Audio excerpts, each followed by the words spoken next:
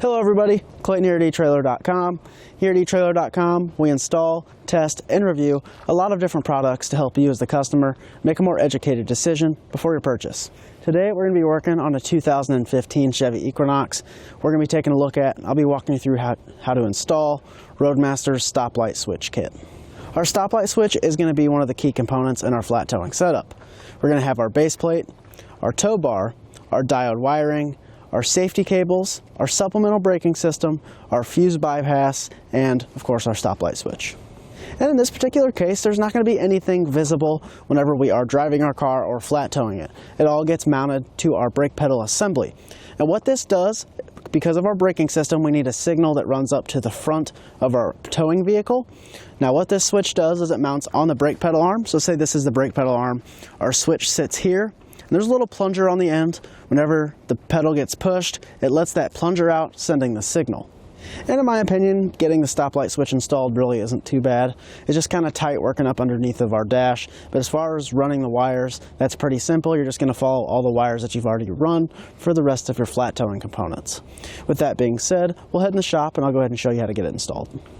To begin our installation, we want to have our two wires ran from our floorboard up to our 6-way in the front and to our battery. In this case, I already do. This red wire is going to go to our power source, and this black wire is going to go to our 6-way. Now we are doing an Invisibreak on this flat tow setup, so this is going to be our trigger light for the indicator light in the motorhome. We're just going to connect these with two butt connectors provided. To start, we're going to strip back both ends. And now on our stoplight switch, it doesn't matter which side gets power, just make sure you have one side to power and one side to your 6-way. We'll connect the red wire the exact same way. So we want to take this metal piece out of our dash here. I went ahead and already did it. It's pretty simple. There's just going to be two 10mm bolts on each side. And then we have most of our underbody panel already off. There's just one more 7mm bolt. And then our whole plastic piece that goes on the bottom will come off. We just want to follow our brake pedal arm up, all the way up to the top here. You're probably not going to be able to see it, but there's going to be a 13mm bolt located at the top of our brake pedal arm. We'll go ahead and remove that.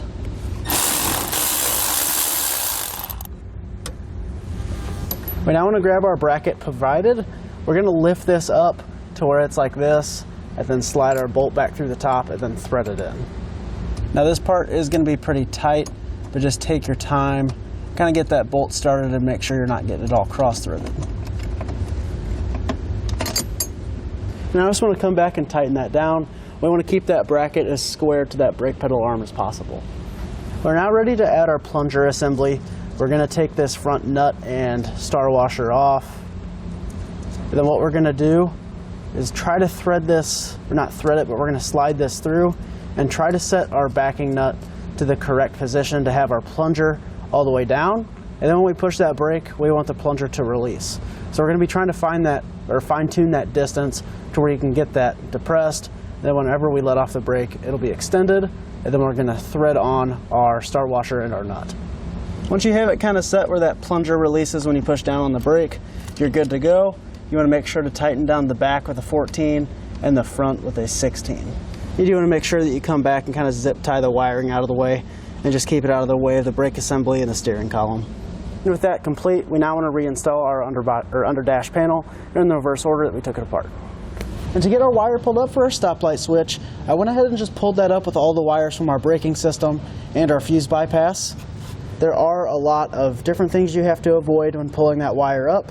You just want to follow the firewall and all of our factory lines. We're now ready to connect our power wire.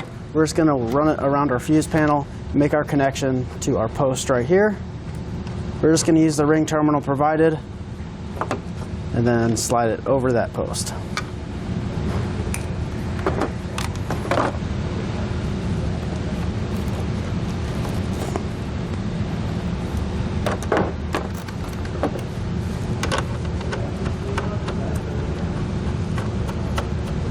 With that post connected, we'll come back with a 10mm and tighten it down.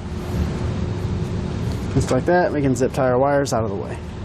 And our stoplight switch that we ran to the battery is actually going to need a fuse holder, so we'll just cut out a big section of this and add our fuse holder.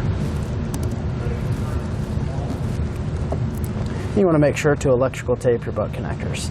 And due to our braking system, we're going to be connecting our other black wire from our stoplight switch to our S post on the 6-way instead of putting it into an indicator light that goes inside of our vehicle. With everything hooked up and tested out, we're ready to hit the road. That's going to do it for our look at and the installation of Roadmaster's stoplight switch kit on our 2015 Chevy Equinox.